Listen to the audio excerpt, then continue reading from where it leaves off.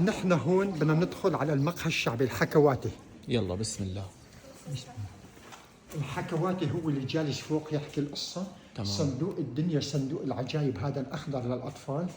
اللي ورا الساتر هون كراكوز وعيواز، شخصيتين هن كراكوز وعيواز يحكوا عن الحياة، عن المعيشة، عن عندنا شخصيتين ظروف مشهورات نعم. بالتراث هون الشامي. صندوق السمع، آلة موسيقية. اللي هو هاد. ايه صندوق أيوة. السمع. هاي الخشب كله خشب جوز، الوان طبيعيه نباتيه من النباتات. الكتابات الموجوده كلها مديح بالرسول عليه الصلاه عليه والسلام. الصلاة والسلام. طبعا في صالات شتويه وفي صيفيه، نحن شايفين هذا الارتفاع. هاي الصاله صيفيه.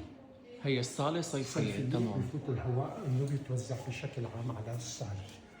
يعطيك العافية. الخشب هذا خشب جوز، هذا كلياته خشب جوز حي الوان وطبيعي. طبيعيه نباتيه من النباتات.